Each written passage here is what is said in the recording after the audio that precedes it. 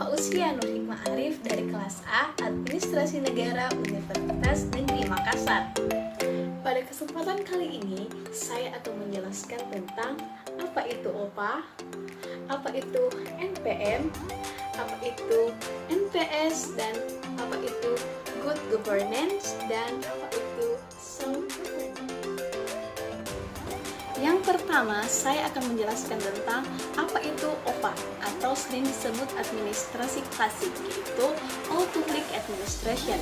All Public Administration ini pertama kali ditemukan oleh Presiden Amerika Serikat, yaitu Woodrow Wilson. Beliau menyatakan bidang administrasi itu sama dengan bidang bisnis. Maka dari itu muncullah konsep All Public Administration yang memiliki tujuan untuk melaksanakan kebijakan. Maka muncullah All Public Administration yang dimana memiliki tujuan untuk melaksanakan kebijakan dan memberikan pelayanan dengan netral dan profesional.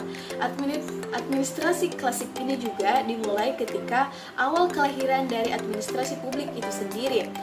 Pada masa awal perkembangan awal administrasi publik dikenal dengan konsep yang sangat legalistik, yaitu dengan berbagai macam aturan yang mengikat strukturisasi yang hierarkis yang kurang memungkinkan adanya koordinasi dari berbagai fungsi, sangat sentralistik, dan beberapa besarnya dominasi pemerintah dalam berbagai hal termasuk pemerintah layanan.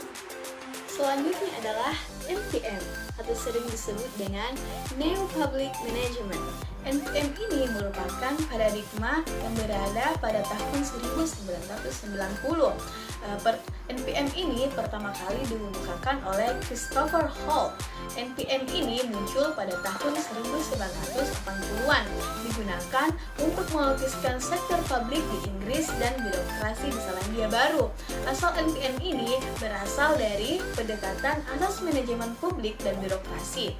Fokus dari NPM ini sebagai sebuah gerakan pengadopsian keunggulan teknik manajemen perusahaan sektor publik untuk diimplementasikan dalam pengadministrasiannya. Bisa dikatakan bahwa penerapan NPM ini memberikan begitu banyak dampak positif, diantaranya yaitu peningkatan efisiensi dan produktivitas kinerja pemerintah daerah yang pada akhirnya mampu meningkatkan kualitas kerja pelayanan publik. Hal ini juga dapat dipahami melalui salah satu karakteristik yang terdapat dari NPM, yaitu menciptakan persaingan di sektor publik sehingga apa yang dikatakan oleh pemerintah daerah adalah berusaha bersaing untuk memberikan pelayanan yang berkualitas kepada masyarakat, dan pada giliran ini publiklah yang diuntungkan dalam upaya ini. Selanjutnya itu adalah NPS atau sering juga disebut dengan New Public Service. NPS ini merupakan konsep yang muncul melalui tulisan Janet Videren dan Robert Bernard yang berjudul The New Public Service. Paradigma NPS yang dimaksudkan untuk mengcover semua paradigma administrasi menjadi arus utama, yakni paradigma New Public Management, dan juga dianggap sebagai usaha suatu kritikan terhadap paradigma All Public Administration.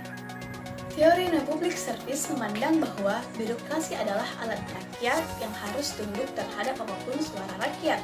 Sepanjang suara itu rasional dan legitimate secara normalitas dan konstitusional, seorang pemimpin dalam birokrasi bukan semata-mata sebagai orang ekonomi, seperti yang diungkapkan dalam New Public Management, melainkan juga makhluk yang memiliki dimensi sosial politik dan menjalankan tugas sesuai dengan pelayanan publik.